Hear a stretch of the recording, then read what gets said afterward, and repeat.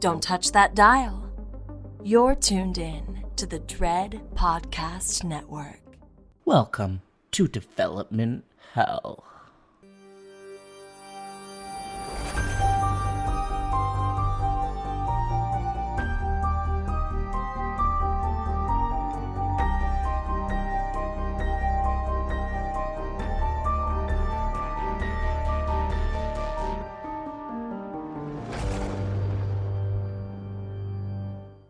For every horror movie that hits V.O.D, countless others end up D.O.A. Development Hell is the podcast dedicated to unearthing these cursed horror productions. We're going to find out what went wrong, and then decide if these titles still stand a shot at the green light. I am your host, Josh Korngut. I am the managing editor of Dread Central. I am also a filmmaker in Toronto, Canada. This podcast is a proud member of the Dread Podcast Network.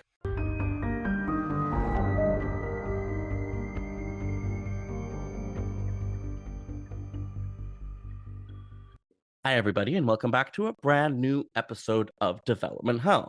I hope all of you are doing okay out there.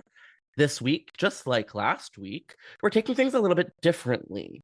As you know, usually on this podcast, we're talking about horror movies and shows that didn't escape the depths of development hell. Well, we're talking about something that looks like it may end up happening, but it's yet to be seen. So back in the 80s, there was a different Friday the 13th television series, but a modern iteration of a Crystal Lake series has been facing, more than just a troubled timeline for, about a decade now. We are joined once again today by a favorite Development Hell guest of both yours and mine. Tyler Doupe is a multi-hyphenate of horror. He is the managing editor of Wicked Horror. He is the co-editor of the recently published book, Queer Horror, a Film Guide, and he's a legacy staff writer right here at Dread Central.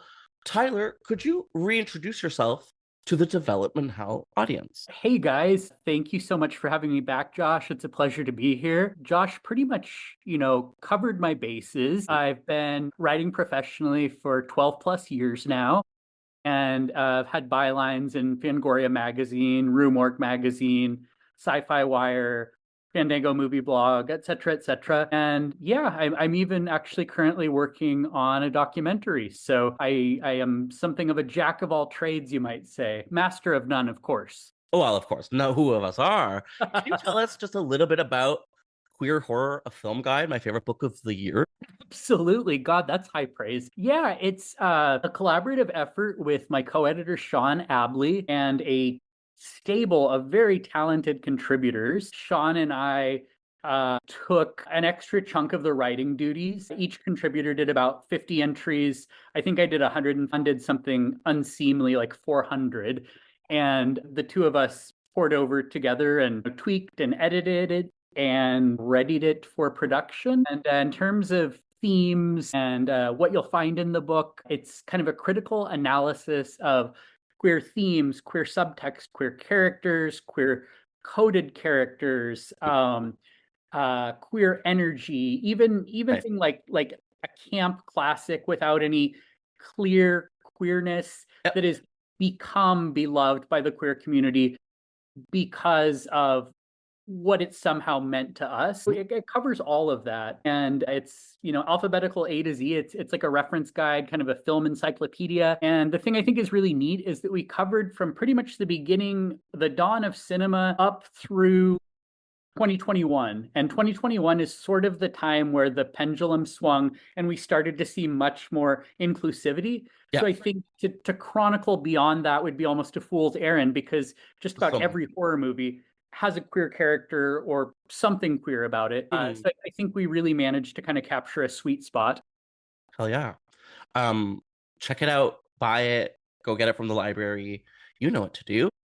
Today's information was provided by comicbook.com, Bloody Disgusting, but also a particularly fascinating expose article by Drew Taylor over at The Wrap. It's titled Inside the Drowning of Crystal Lake, and I'm going to include that one in the show notes because it is fascinating. So, as I mentioned before, we're talking about the in production, but definitely troubled, definitely, currently languishing in development hell, Friday the 13th television series. It is being produced by A24 for a streaming release on Peacock. And for maybe, one of you out there that is unfamiliar with Friday the 13th, I don't even think there's one of you, but whatever. This was a iconic horror franchise that started back in 1980. Of course, it produced at least one of the most famous horror villains of all time. We got Jason Voorhees. There are countless sequels. There's a remake, and it's really ingrained into the psyche of popular culture, the zeitgeist. So I guess the franchise itself spans over about 4 decades. I think there are 12 films out there, which is sad because we need a 13th. Hello.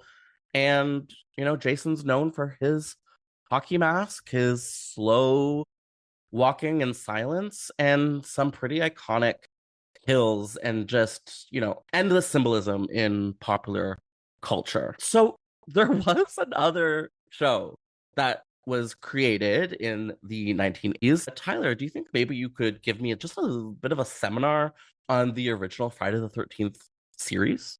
I would love to. I will just level with you and say that I am an unabashed fan of that series. It's not great television, Okay. but it's such campy fun. So speaking a little bit to the original series, it premiered September 28th, 1987. The series follows two cousins, Ryan Dallion, played by John D. LeMay, and Michelle Mickey Foster, she goes by Mickey, played by Louise Roby, who professionally during the time of the show was just known by Roby. And I believe she had a little bit of a pop music career as well. The series was created by Frank Mancuso Jr. and Larry B. Williams. It was initially titled The Third Hour, and it ran for a total of 72 episodes. The connection to the Friday the 13th franchise is sort of tangential at best. At one point, it wasn't even necessarily intended to link up. However, with that said, this is, to date, the only official television series for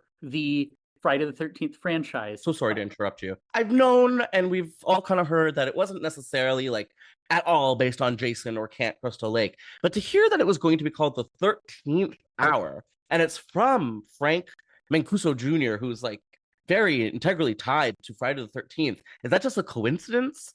Or like, did he always know there was going to be some kind of connection?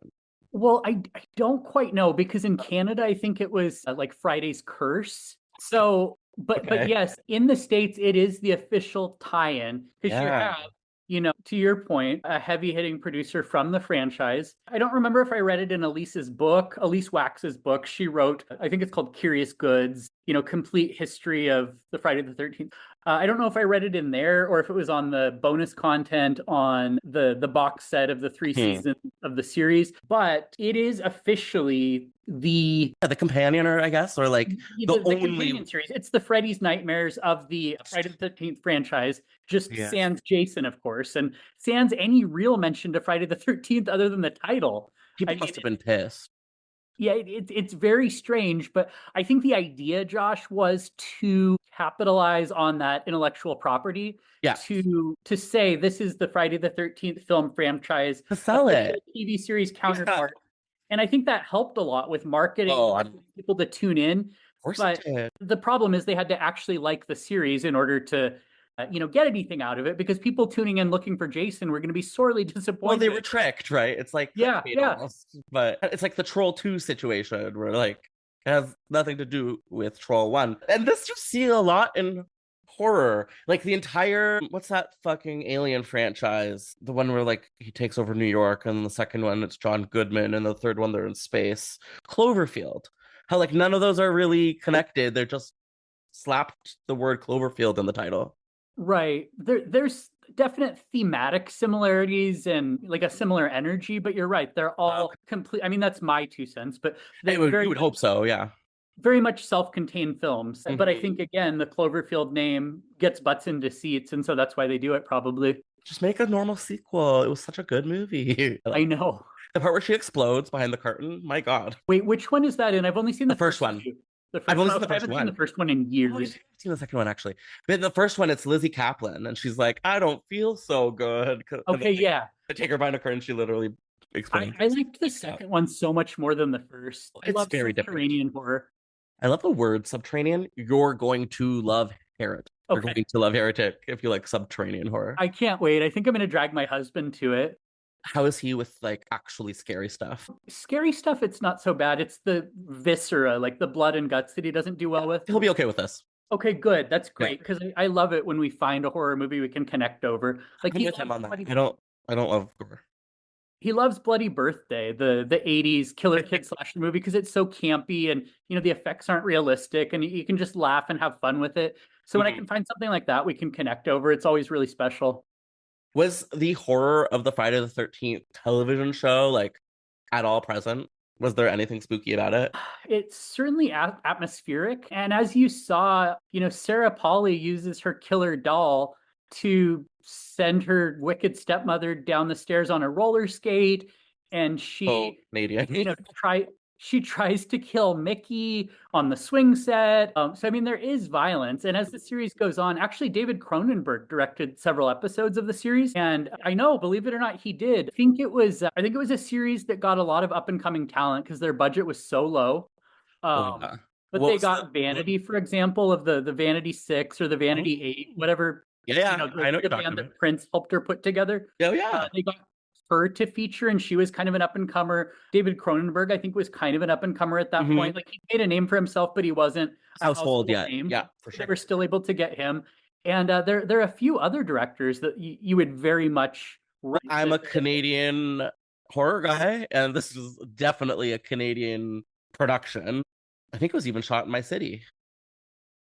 One interesting tidbit about it, if you didn't know this, is that I know that it was syndicated, but that's not the interesting part. The interesting part is that Star Trek, like Deep Space Nine or Six, or The big one. I'm not a Star Trek guy, but Yeah. they bundled it with Star Trek when they were selling it to network affiliates, and they said, okay, well, if you want Star Trek, you have to take Friday the 13th. So that way they got all of the I didn't know that. the network affiliates, whichever network it originally aired on. Yeah, I don't remember. CBS DVD released it, but they released That's smart. That's such smart nonsense. Good for them.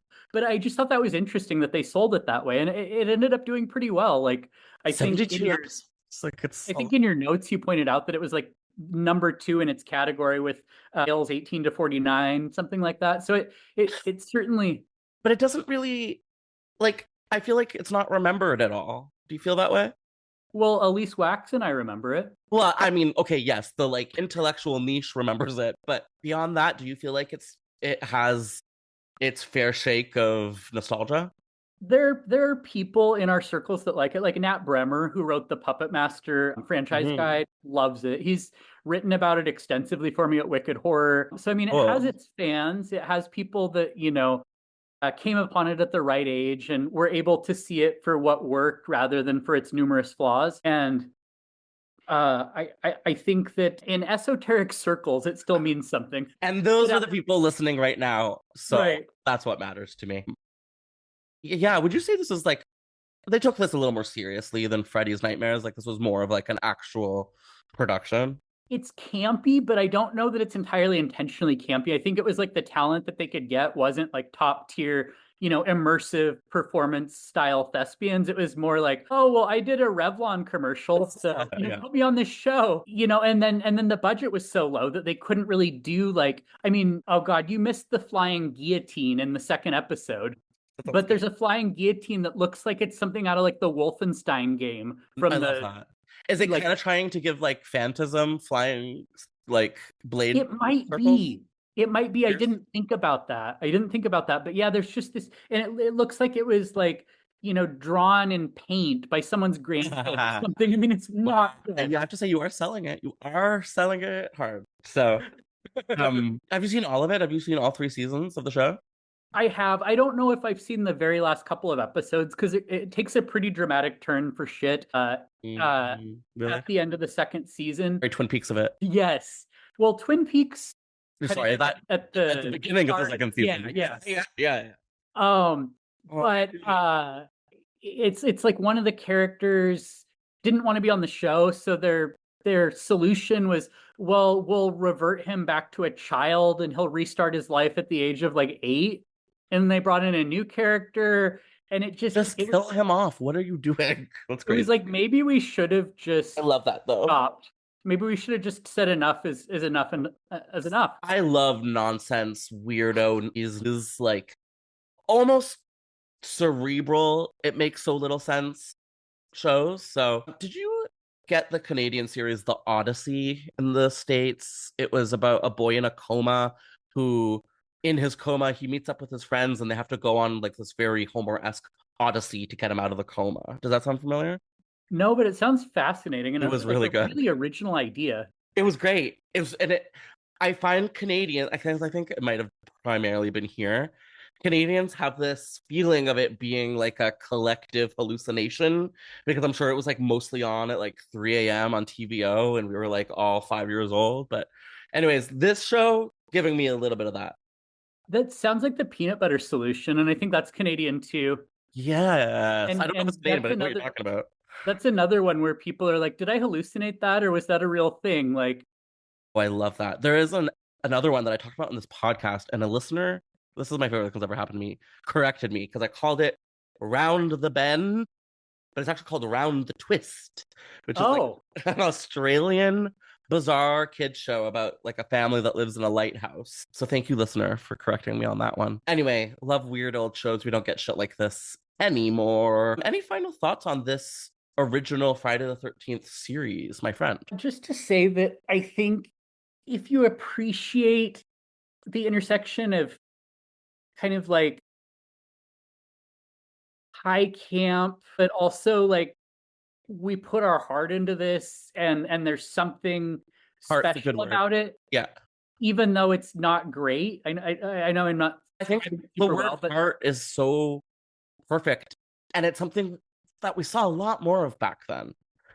I don't know what it is. I don't, maybe it's just my hubris because I'm old, but no, it's cynicism. It's industry cynicism. Yeah, I think so too. And like this was like a sellout show. This wasn't like some highfalutin HBO like thinker, but it still had a certain, as you say, like heart to it that is very cute. Well, on that note, we're going to veer into the upsetting landscape of unmade Friday the 13th series because we've never really done that on this podcast. We have done countless unmade sequels, but we've never done any of these unmade Friday the 13th television series. And I'm kind of sandwiching them all into this episode because there's not a lot of information about a couple of them, but I am obsessed with them. Specifically, the first one I'm going to give you a little bit of info on.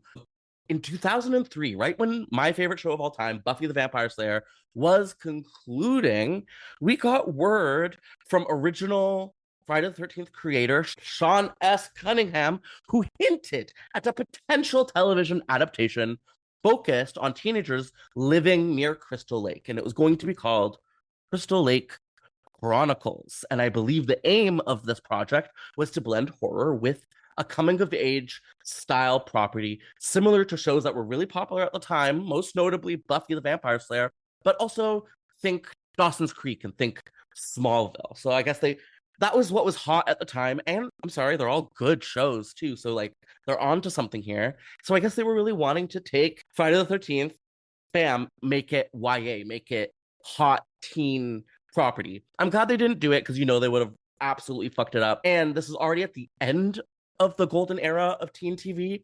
So like I bet you it would have read as reductive, but I'm still fascinated by this Buffy-esque Crystal Lake series that we never got, but came from the mouth of Sean S. Cunningham. So that's cool. But this is not the last time they attempted to bring Crystal Lake to the WB world. And Tyler, I was wondering, could you maybe give us a little bit of a peek at this potential CW series set at Crystal Lake?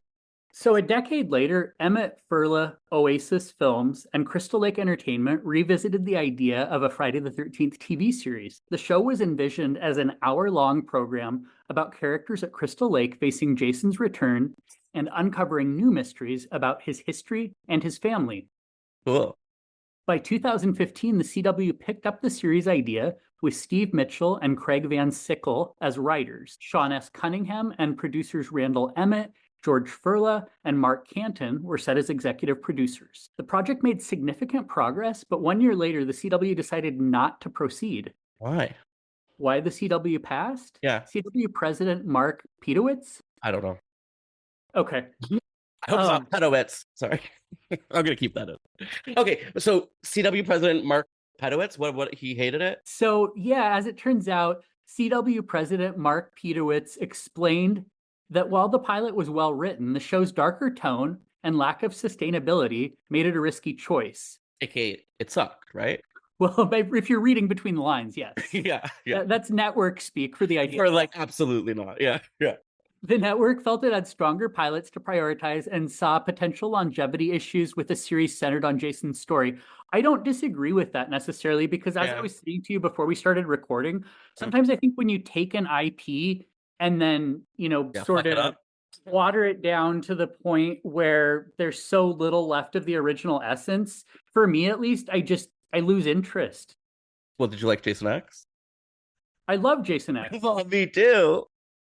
But it wasn't a long form television series. That's kind of my point. Is that I hear you on that. Like I wish with the Ash versus Evil Dead series, I loved the first season, but I just felt like it lost its way after that. Like I didn't even watch beyond that. Yeah, I didn't either. That's when I started to feel like it was losing its way, and I gave up. And you said that about another recent franchise show that I kind of agree with you on. Yeah. Say it. Chucky. Yeah. I loved Chucky. I loved Don Mancini, Jennifer Tilly, Devon Sawa. I think it had just a dynamite team behind the camera, in front of the camera. I thought it had crazy meta ideas and everything. But just for me, it ran out of steam a little bit because I felt like it got so far away from what the Child's Play franchise was. The danger of it, yeah. Yeah, and that's my personal taste. Some people loved every season of it, but for me, the first season was really I felt like it could have gone out there and it could have been perfect. I didn't love. Okay, the first season was like, okay, it's cool. The second season, I don't even know if I finished, to be honest with you. But then there's something about did you get the third season? Did you watch the third season? The third season kind of comes back around in a way, because it's like crazy. It kind of feels more in line with my favorite Chucky movies, which are the direct-to-video ones, specifically Curse. I don't know why, it's my favorite one. I was on set for that. No! In like Winnipeg or something? Where was that? It was in Winnipeg. You got it. I'm so jealous of you. It's like literally one of my favorite movies of all time. I got to chat with Fiona Dourif about her turn on True Blood and how she hated her character. She didn't say she hated her character, but she said she thought her character was obnoxious. And I was like, no, like you were playing the role that you were given to play. And I ran into Brad Dourif like in the hotel lobby waiting to get on the shuttle. And that's cool. It was a really neat experience. One of my Dourif was in it? I guess he was doing voice. Yeah. But I mean, he was there for the journalists coming in to do interviews. You're so lucky. He may not have been, actively working on set, because most of his stuff would have been recorded in a sound booth. You know what? He was in it. There was like a flash. Do you remember the flashback where you're like, I think so. Yeah. I like when they put him in it. Anyways, basically, I hate you because since I've started in this industry, nothing cool like that has been available. That's because it doesn't happen anymore, Josh. Well, that's it. And like once I got to interview Kevin Williamson in a hotel lobby, which to me felt very classic journalism era. But beyond that, you really got the good. Well, don't forget about Stephen King and Mike Flanagan and Hugh Grant and all the other amazing stuff that you've done. You're so right. I fucking interviewed Stephen King. Is that crazy? Is that crazy to you? Doesn't that make you go, that's crazy? Yeah. That happened, and my exact reaction was, that's crazy. I know, because it was crazy. What's not crazy is them not going ahead with the CW series. I remember when this was announced, and because I'm a gay horror fan, I was like, a CW? Friday the 13th? Yes! And they didn't do it. And I actually think it's for the best. It probably is, but it would be a nostalgic, like, fun, silly thing to look back on, I think, especially for the gay set, because we eat that stuff up. Most of us do.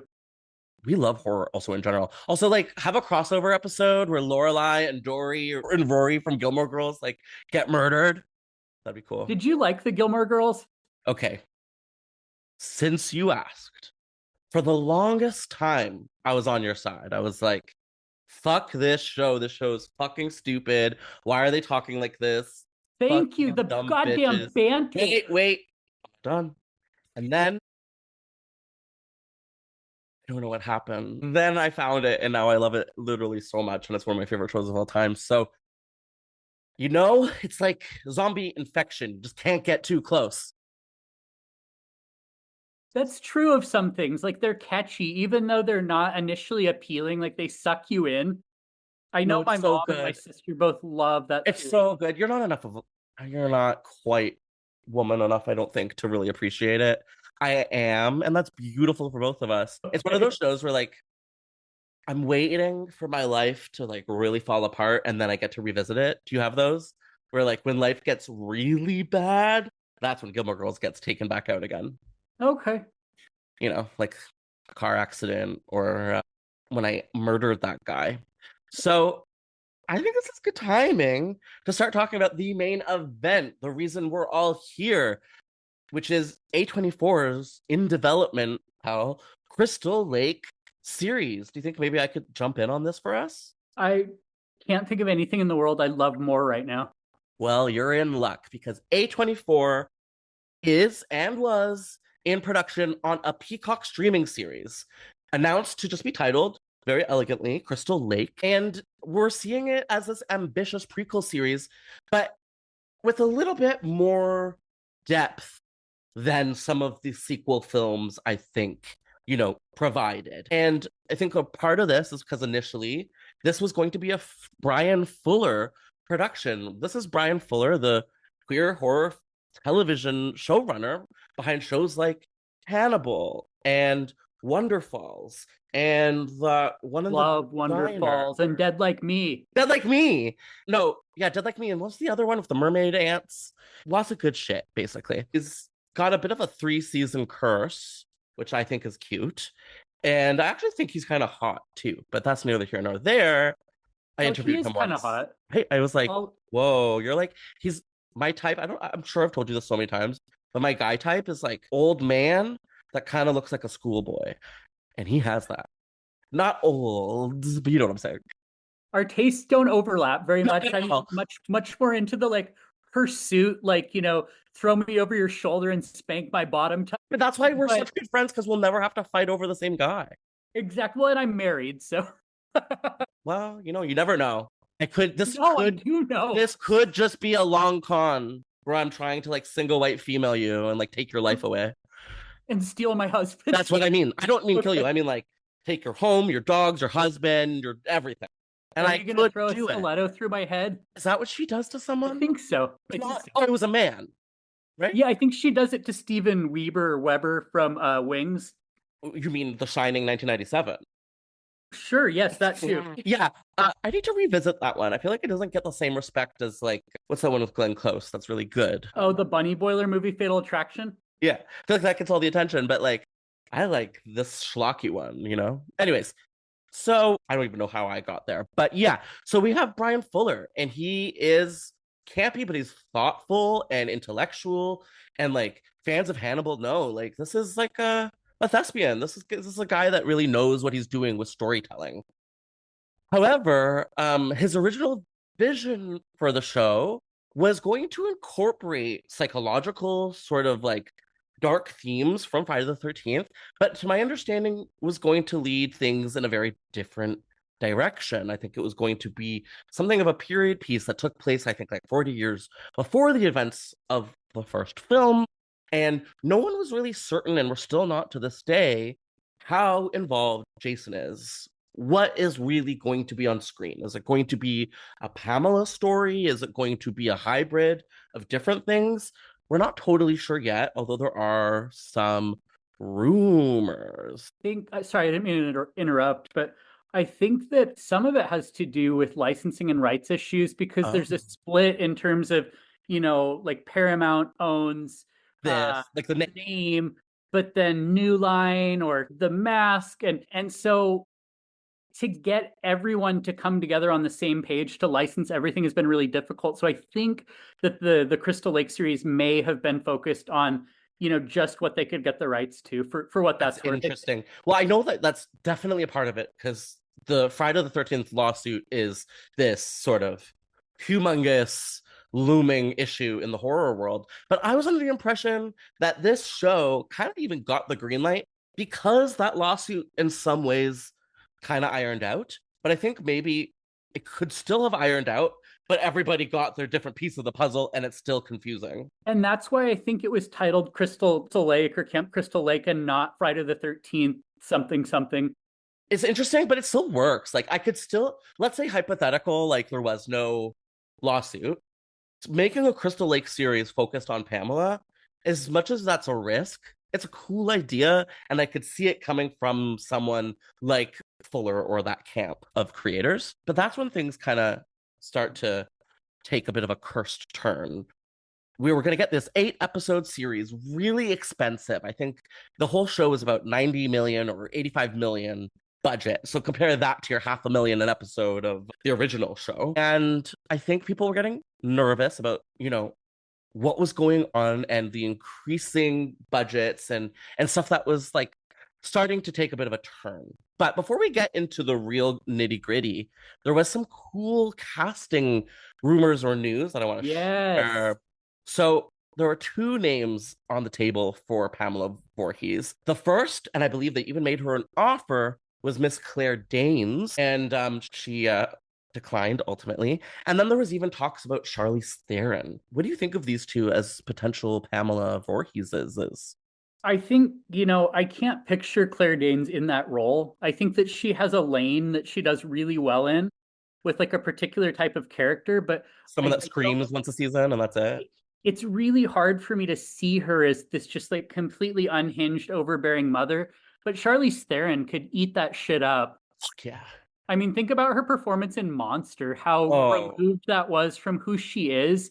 She's an Oscar winner for a reason. She can really become a character. So I think that would have been such a huge boon for the casting department if they'd been able to land her. And it would just show what they're going for. They're going for serious. They're going for A24. They're going for the kill. Anyway. Right, because if they weren't going for serious, they could have just cast Kate McKinnon and been like, do your worst. Oh my God, not Kate McKinnon. Are you the one that hates Kate McKinnon? I don't hate her. I just think she has so little range. I think you are out to get everything she does, she plays weird Barbie in. Everything. Listen. I don't disagree. I don't. I like her, and I think she's great at what she does. I just would love to see her branch out and do something else. Who would we cast as Pamela Voorhees? Okay, I have it. And you're not even allowed to give an answer because this is the ultimate.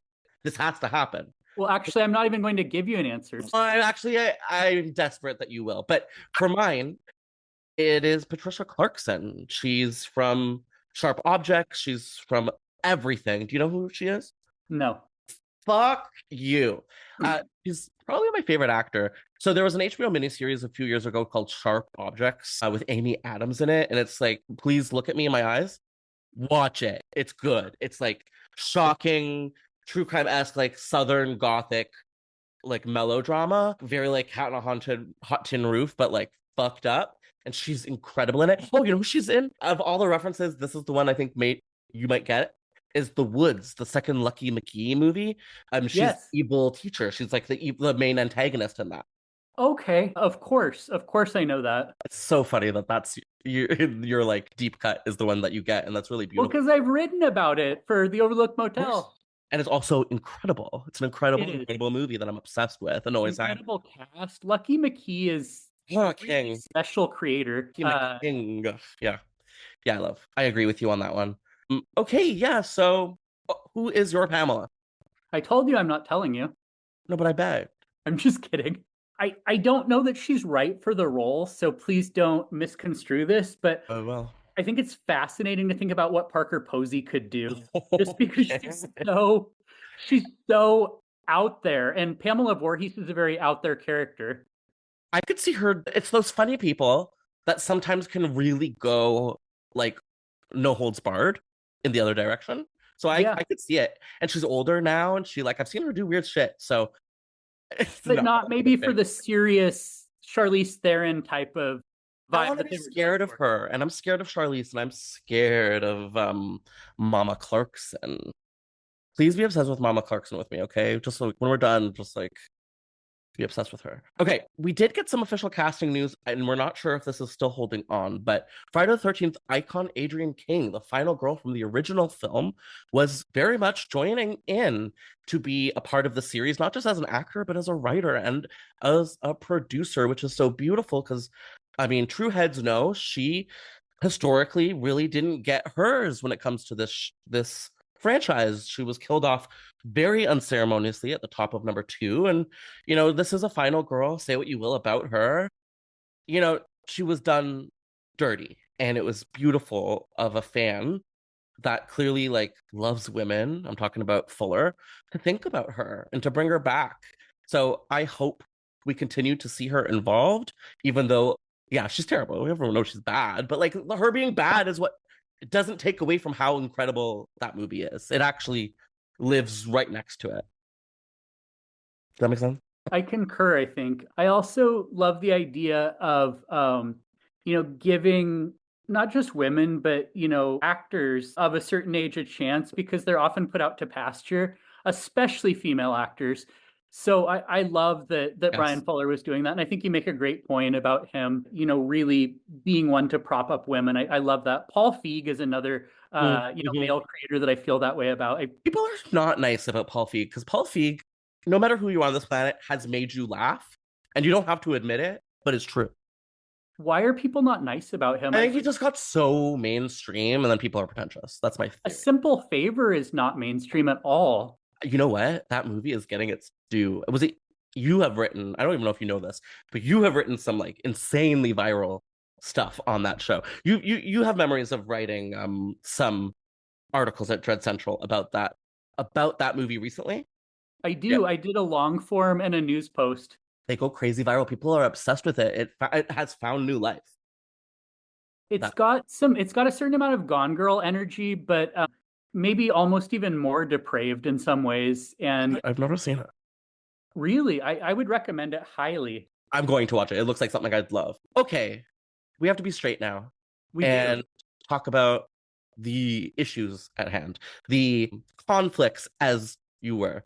And I believe the original production for Crystal Lake was going to really kick into high gear in July of 2023, but this is when it started to face budget issues and apparently a disagreement over Fuller's unquote ambitious vision. So he was attached. You know that Hollywood loves him, but is already wary of him with his track record being uneven, but like super like cult and fan beloved. And he was said to be having something of a meticulous approach to detail and immersive storytelling. And I don't know if that's true or if that's just code for spending too much money. The series, as I said, was going to be like, I think, like $4 to $6 million an episode. A24, who's new to the TV landscape and have movies generally around the $1 million mark. Like I was reading at the same time, they were making Red Rocket from the guy who just made Honora, Simon Baker. I'm sorry if I got that wrong. And that was $1 million movie. And so then they're like making this $86 million show. And I don't think those executives really like knew what they were getting themselves into. And I think the fire started to boil the water. Anyways, people were freaking out. And this led somehow to Brian Fuller leaving the show in May of 2024. Sources were saying that him and the studio couldn't reach an agreement on the scale and direction. We don't really know what that means. So was he fired? Did he leave in a huff? Was it a mutual like decision? I don't know. But how do you feel about all this, my friend Tyler? Like, do you feel like Fuller is a good fit? And what do you see happening here? I think Fuller would have been a great fit. I love his contributions to television. As I said, Dead Like Me, Wonder Falls. He's great. He's great with characters. He's great with dark comedy. He's just a very talented creator. Yeah, totally. Excuse me. And he does And horror good. Like he does disturbing well on TV. Mhm. Yeah. He inspired, to my understanding, the Chucky show. Like he was kind of the person to give Don Mancini the kick in the ass. That's awesome. Dead Like Me, in addition to being a little macabre and scary sometimes, it made me cry on at least one occasion. I mean, it was that heartfelt and that special. And, Yeah. he showcased gay couples in a positive light at a time where that was all but unheard of. And I love him for that. I love him for so many things. I'm so bummed that he's not involved at this point. Excuse me. Yeah, it does suck. And it does make me really, really curious to behind the scenes drama. And but I don't think we're really going to know all of the truth unless someone writes a book.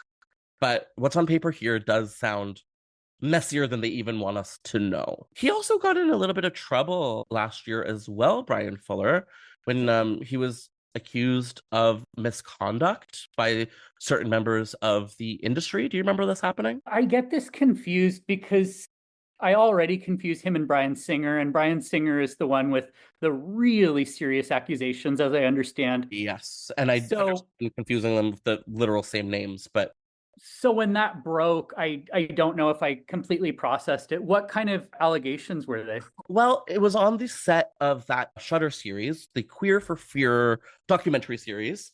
Right. And he was accused of creating a hostile workplace. And I believe the person who kind of led the charge here was Sam Weinman, like the big guy from Shudder. Sam Zimmerman? Sam Weinman, a sensation. Sam Zimmerman's the curator at Shudder.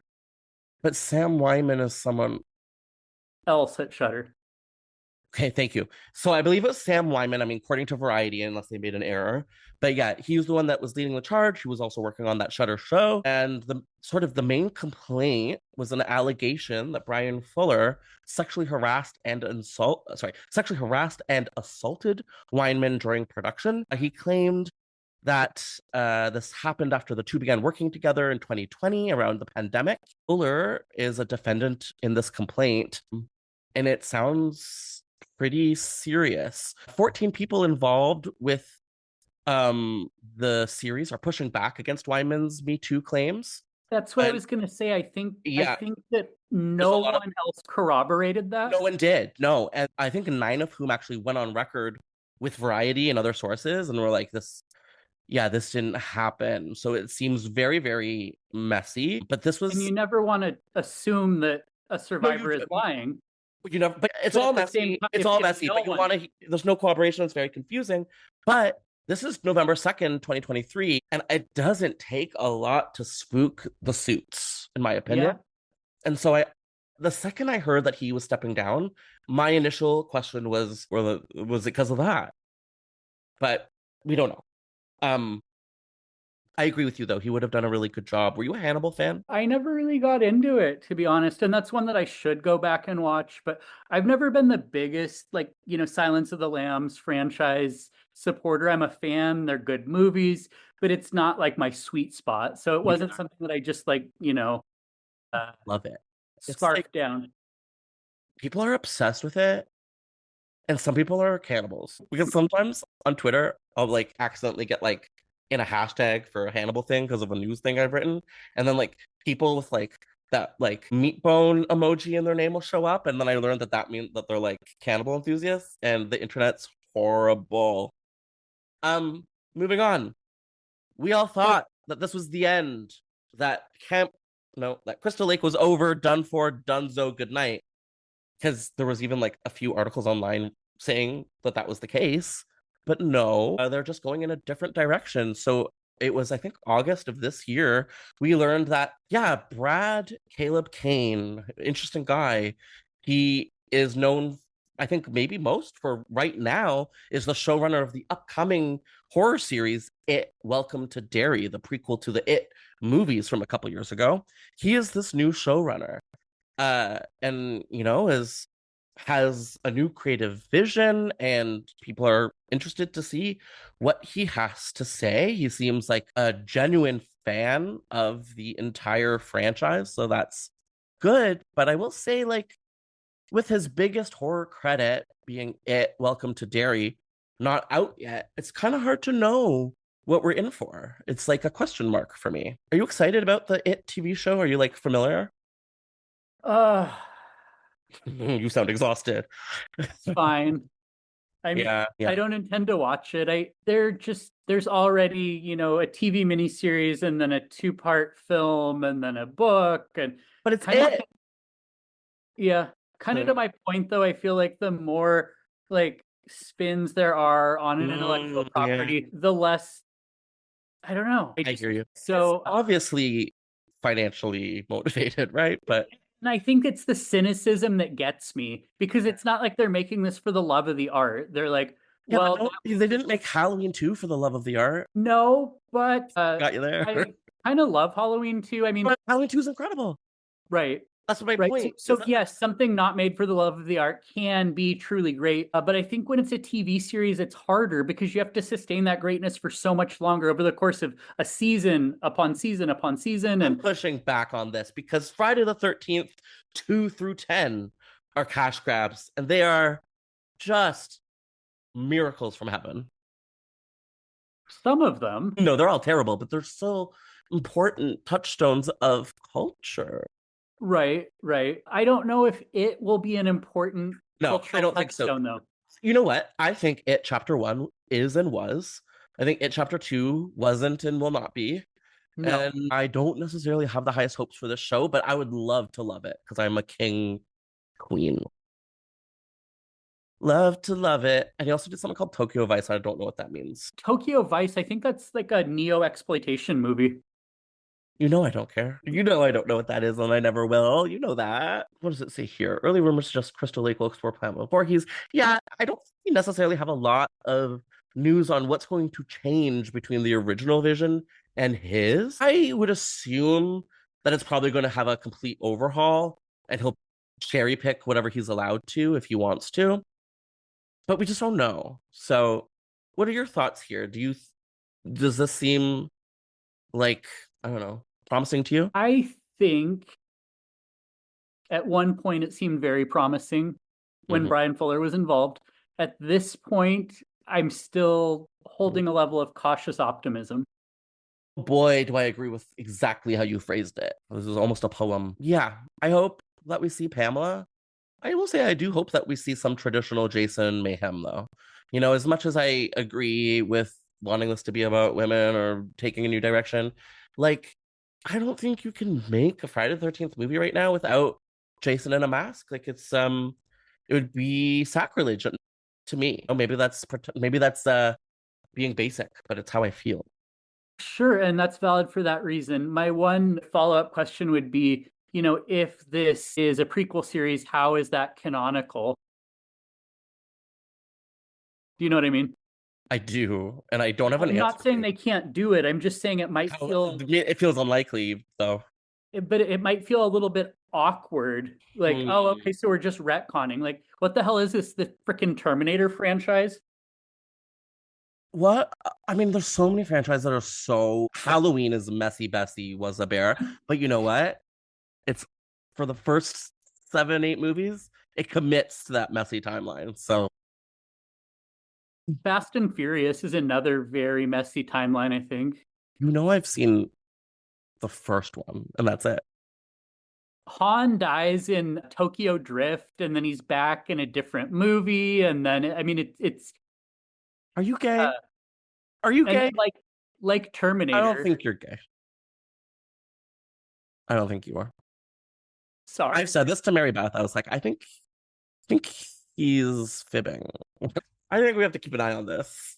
I just married a man for clout. Maybe. I don't know. I would. Wait, what were you saying? I fucking forget.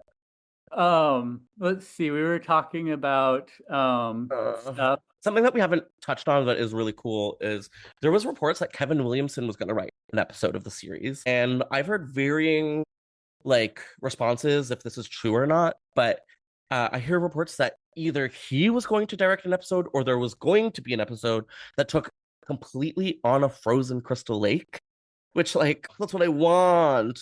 Put that into my brain. A fucking snowy Crystal Lake movie, which we were supposed to get so many times, as you probably know, is just so sexy to me. So an entire fucking Kevin Williamson Snowy Lake episode. That's what I want. I think he's one of the few creators that doesn't run out of ideas over time. He's a A fucking lot of genius. creators can't sustain their greatness. I mean, Sick, one of his most recent, was excellent. Speak. Preach to this. Don't stop. I want to hear more about Sick. And that really shows that he wasn't a one-hit wonder or someone who had a couple of good ideas and then is riding his laurels for the rest of his career. So I would love to see Kevin Williamson. And that's no shade to someone who only has a couple of good ideas, because that's a couple more than 99.99% of people have. A genius, okay? Like, this guy brought us Scream. This guy fucking brought us I Know You Just Last Summer. This guy brought us like The Faculty, and I'm sorry to say it, Vampire Diaries. It's just like, what a treasure. And he also did that, like something like The Secret Circle or Oh yeah, like I watched every episode of that.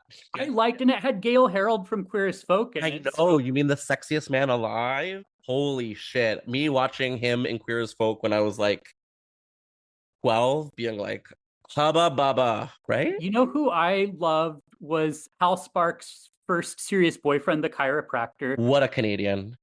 Yes. Yeah, he's hot. He's in everything, right? Oh, I remember the episode where they meet and he like gets a boner when he's like cracking his back and he's like, it's normal. And then they fuck. It's not really normal. I was like, I've had that, but whatever. Hal Sparks, what a cutie. I think he's straight. Or maybe he's not. Some of them. No, I think he is. I think Justin and Robert Gant, who played gay one, yeah. who played Michael's positive boyfriend. I think those were the only two. Oh, and Emmett. Really gay. Emmett had some crazy storylines when he's like fucking the old man on a plane who then has a heart attack and dies. Pickles. It was season 2. They got new writers for season 2, and that was a choice. I'm okay with it. He also did straight conversion therapy, remember? And threw away his Liza Minnelli lipstick imprint. Him? No, I don't remember that, but that's hilarious. He got a scare. He thought he was going to test positive. And so he promised God that if he was negative, that he would leave his gay lifestyle. Oh, so they like went serious with it. Shit. Yeah. Well, hate that.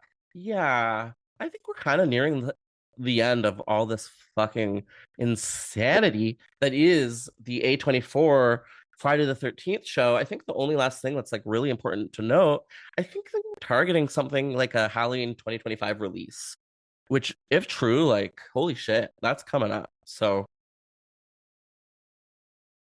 I believe in you guys. You guys can do it. Don't fuck it up though, okay? Like do a good job. Just like do a good job. Okay, how hard could it be? Tyler, how do you feel about all this? Where are you now? Like, where do you sit? I stand by what I said before, that I'm holding a cautious level of optimism and just waiting to see what happens, but I'll definitely check it out. For better or worse, I'll check it out if it even comes to fruition. Sometimes when something struggles this hard, it usually just, it's like the final death blow is near. Yeah. Or like, remember the third season of the Scream TV show where like they just almost never released that? Like that was sitting like on the shelf for so long. They like kind of went Salem's Lot with it. It was only a few episodes too, I think. Yeah, like 5 or 6, 4, something like that. I thought it was only 3. It might have been. Might have been 3 double episodes. I watched the first one and I said, okay, well, I'm glad Tony Todd got paid for this. Speaking of, rest in peace, Tony Todd. What a fucking king. What a legitimate icon. We say that word way too much, but this is one of the few cases that it's inarguable. Certainly. Had you ever met him or interviewed him or? No, the closest, claim to fame I have with that is that we followed each other on social media. Oh, that's cool. But I mean, I never really got to interact with him much, maybe over a tweet a couple of times, but that's cool. That certainly is still meaningful because it's, it's like a little piece of greatness with someone that you admire. So I'm grateful for that. But I missed getting the chance to really ever meet him. And that's a huge regret. Yeah, that really sucks. It's also strange because he did a fucking million movies that he was always promoting. But was it? Yeah, that Candyman, and like it's so fucking oversaid and whatever, but like really, really, really shaped me as a horror fan. in so many ways, like to the point where it's like kind of like gave me my taste in horror to a degree. Like when people are like, what kind of horror do you like? I'm like, I like urban legend horror because that fucking movie is so beautiful and good, and that score. It was ahead of its time too. It was very much like that, and Tales from the Hood were both kind of like Oh, Tales from injecting the Hood. social commentary about the Black experience into Yes. cinema in like the 90s, which Which that's is like, yeah. And as like a dumb little white kid, it didn't even clock that was happening with me. It was just like the story about these Black people. It was like integral to the horror, and I knew that intrinsically, and it just like was part of why it was so scary. It was like living in government housing in Chicago, like that's the horror movie. And I was listening to a podcast recently. I suggest it called Candyman, which is just a true crime podcast about the real murder. You know about the real murder of the woman when someone crawled into her apartment through her fucking medicine cabinet? and that's what loosely inspired the. Loosely. It's like in the movie verbatim. No, I didn't mean that. I mean, I think that was a loose inspiration, like a jumping off point to write. Yes, for sure. Because and then like her name is similar too. Very sad story, also terrifying. Do you remember on TikTok a year or two ago, this girl went viral because she lived in an apartment with the same setup? Like she opened her cabinet and it was empty space, and people were like freaking out. I saw that, like people crawling into the next unit through the medicine cabinet. Yeah, and he learned on this podcast that like it actually wasn't the most uncommon thing in the 50s because it made it easy for electricians and janitors to like do stuff. But that's under the guise of people aren't going to murder each other, you know? And well, sometimes people do. Anyway, when it comes to this show that we've wrapped up on, I'm more nervous than I am excited, which is a shame because, yeah, when it was Fuller, I was super psyched about it. But definitely going to watch it. Very, very curious. And that's its own kind of excitement. Tyler, where can you be found on the internet? Well, almost all of my handles are Fun with Horror on Facebook, Twitter, I will never call it X, Instagram, Threads, I am Fun with Horror. And then on Letterboxd, you can find me Tyler Doupe, my first and last name, TYLER DOUPE. You gotta go serious on Letterboxd.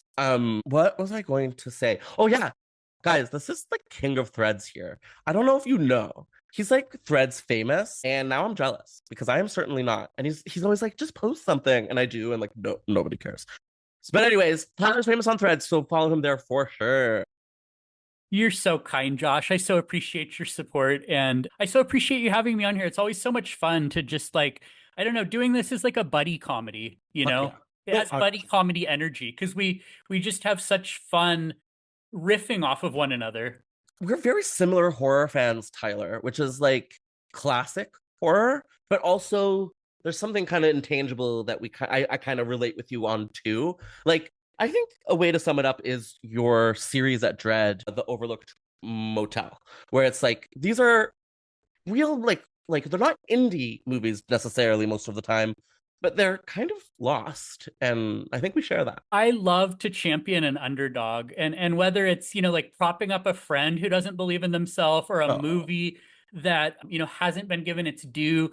Like I just want that director to see that at least one person saw what they were going for. Wow, And it brings me so much joy to like prop someone else up that is fully deserving, that, you know, isn't getting the acclaim that they deserve. So I love that column. It's so close to my heart. Wow, that's probably why we're friends, because I'm the underdog. Well, You're the overdog, my friend. You're I'm the killing it. murder dog. No, I'm not.